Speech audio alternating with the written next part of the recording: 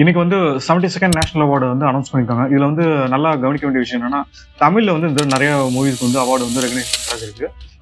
இன்னும் குறிப்பா சொல்லணும்னா 4 படம். ஃபர்ஸ்ட் வந்து அமரன், 2வது வந்து கேப்டன் மில்லர், 3வது வந்து நம்ம ராயன், 4வது மெய்யழகன், அதுக்கப்புறம் மகாராஜா. ஸோ இந்த கேட்டகரிஸ்ல வந்து அவார்ட்ஸ் வந்து நிறைய வாங்கியிருக்காங்க. இதுல வந்து தமிழ்ல வந்து பார்த்தோம்னா பெஸ்ட் மூவி அப்படிங்கிற மாதிரி கேட்டகரியில வந்து ஃபர்ஸ்ட் ராயனுக்கு வந்து கிடைச்சிருக்கு. ஸோ இந்த மூவி வந்து தனுஷ் டைரக்ட் பண்ணாரு. அதே மாதிரி இவருக்கு வந்து பெஸ்ட் ஆக்டருக்கான ஸ்பெஷல் மென்ஷன் அவார்டு வந்து கொடுத்துருக்காங்க.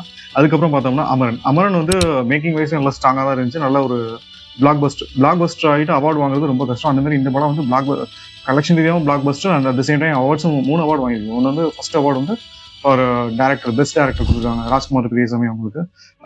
ஏற்கனவே அவர் வந்து ரங்கூன்கிற படத்துல வந்து அவர் ஆல்ரெடி ப்ரூவ் பண்ணியிருப்பாரு. அவரோட அந்த படம் வந்து ப்ரொடக்ஷன்ல நல்ல குவாலிட்டியாவே இருக்கும். அவரோட டேரக்ஷனும் ஆப்டா இருக்கும். ஸ்கிரீன் பிளே அந்த மாதிரி நல்லா பண்றது.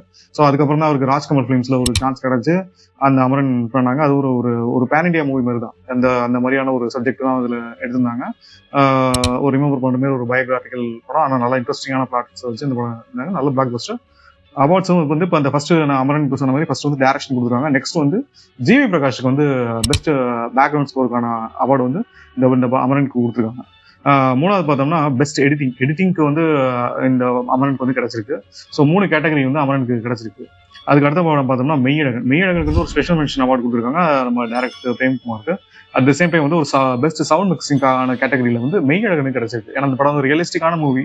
சவுண்ட்ஸ் எல்லாம் வந்து ஆப்டா அந்த மாதிரி சிங்க் ஆன மாதிரி ஒரு தியேட்டர் எக்ஸ்பீரியன்ஸ் ரீரிலீஸ்ல கூட நிறைய பேர் அதை சோஷியல் மீடியாவில் போட்டிருந்தாங்க. ஸோ அந்த மாதிரி ஒரு ஆப்டான சவுண்ட் மிக்சிங்க்கு இந்த படத்துக்கு கொடுத்துருக்காங்க. அதுக்கப்புறம் பார்த்தோம்னா மகாராஜா வந்து அது விஜய் சேதுபதிக்கு ரொம்ப முக்கியமான படம். நல்ல டெப்தான ஸ்டோரி லைன் உள்ள படம். இது கண்டிப்பா அவார்டு கிடைக்கணும். அப்பயே நிறைய பேர் ப்ரிடிக்ட் பண்ணாது. அதே மாதிரி கிடைச்சிருக்கு. நான் பர்சனலான விஜய் சேதுபதிக்கு நான் எதிர்பார்த்தேன் பெஸ்ட் ஆக்டருக்கான அவார்டு கிடைக்கும்னு சொல்லிட்டு. எனக்கு ஆனால் அந்த படத்துக்கு வந்து அவார்டு கிடைச்சிருக்கு. ஏன்னா அவர் வந்து பெஸ்ட் சப்போர்ட்டிங் சைல்டு ஆக்டருக்கு அந்த படத்தில் நடிச்ச அந்த பொண்ணுக்கு வந்து சஞ்சனா அவங்களுக்கு வந்து பெஸ்ட் சப்போர்ட்டிங் சைல்டு ஆர்டிஸ்ட் அந்த கேட்டகரியில் அவார்டு கொடுத்துருக்காங்க. அதுக்கப்புறம் பெஸ்ட் ஆக்ஷனுக்கு வந்து அந்த ஸ்டண்ட் டைரக்டருக்கான அவார்டு வந்து கொடுத்துருக்காங்க. ஸோ இதுதான் தமிழ்ல நம்ம பார்க்க வேண்டிய படங்கள். அதுக்கப்புறம் பேன் இண்டியா வைஸ் என்னென்ன படம்லாம் வந்து நல்லா அவார்ட்ஸ் ரிசீவ் பண்ணிருக்குன்னா எக்ஸாக்ட்லி கல்கி வந்து மேக்கிங் வைஸும் நல்லா இருந்துச்சு. கலெக்ஷன் வைஸும் 1000 crores போயிடுச்சு. அந்த மாதிரி அந்த படம் ரொம்ப ஃபியூச்சரிஸ்டிக். அந்த படத்துக்கு வந்து ஓவராலா வந்து அவங்க அக்னாலேஜ் பண்ற மாதிரி பெஸ்ட் ஹோல்சம் என்டர்டைன்மெண்ட் மூவியா அந்த மூவி அக்னாலேஜ் பண்ணிருக்காங்க. ஸோ கல்கிக்கு வந்து பெஸ்ட் பாப்புலர் மூவி அப்படிங்கிற அந்த கேட்டகரியில வந்து அவார்டு கிடைச்சிருக்கு. அதுக்கப்புறம் வந்து பெஸ்ட் ஃபீச்சர் ஃபிலிமா அவர் த்ரூ அவுட் இந்தியா ஓவராலா பார்த்தோம்னா ஆர்டிகல் 370 கிடைச்சிருக்கு. ஸோ இந்த 370 ஒரு காஷ்மீர் பேஸ் பண்ண சப்ஜெக்ட் இருந்தது. ஸோ இந்த படத்தில் நடிச்ச ஆக்ட்ரஸுக்கு தான் வந்து பெஸ்ட் ஆக்ட்ரஸ் அவார்டு வந்து கொடுத்துருக்காங்க. யாமி கௌதம் அவங்களுக்கு வந்து பெஸ்ட் ஆக்ட்ரஸ் அவார்டு கொடுத்துருக்காங்க. அதே மாதிரி பெஸ்ட் ஆக்டர் யாருக்குன்னு பார்த்தோம்னா மம்முட்டி கிடைச்சிருக்கு. இது ஃப்ரம் சவுத் இந்தியா அப்படிங்கிற மாதிரி நமக்கு நல்ல ஒரு பெருமையான விஷயம். பிரம்மயுகம்ங்கிற ஒரு படம். அந்த படத்துக்கு வந்து அவருக்கு ஒரு சேலஞ்சிங்கான ரோல் அவர் நடிச்சிருந்தது. மேக்கிங் வைஸும் நல்லா இருந்துச்சு. அந்த படத்துக்கு வந்து ஒரு best actor through out India அவருக்கு வந்து பெஸ்ட் ஆக்டரா கிடைச்சிருக்கு. அது வந்து ஷேர் பண்றாரு இன்னொருத்தரோட. அது யாருன்னு பாத்தீங்கன்னா கார்த்திக் ஆரியன் அப்படிங்கிற அவரும் ஒரு லீடிங்ல வந்துருக்கு ஒரு நல்ல ஆக்டர்.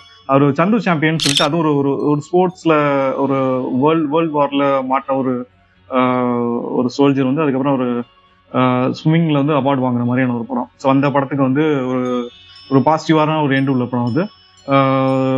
ஸோ அந்த படத்துக்கு நடிக்கிற பேர் டெடிகேஷன் லெவலில் மேக்கிங் வீடியோவில் கூட இப்போ யூடியூப்ஸ்ல நீங்கள் பார்க்கலாம். ஸோ அந்த மாதிரியான சந்து சாம்பியன் இந்த படம் வந்து ரொம்ப நாள் எடுத்தாங்க. இந்த படத்துக்காகவே ஒரு நல்ல அக்னாலஜ்மெண்ட் பண்ணும்போது நான் எனக்கு ஒரு பெஸ்ட் ஆக்டர் அவார்டுக்கு. ஸோ இந்த 2 பேருமே இந்த அவார்டுக்கு பொறுத்தானவங்க பெஸ்ட் ஆக்டர் அவார்டு ஓவரால்க்கு. ஸோ இதான் ஃப்ரெண்ட்ஸ் உங்களோட ஷேர் பண்ண நினைச்சேன். ஸோ நம்ம வீடியோ பிடிச்சிருந்தா லைக் பண்ணுங்க, நம்ம சேனலுக்கு சப்ஸ்கிரைப் பண்ணுங்க. தேங்க்யூ.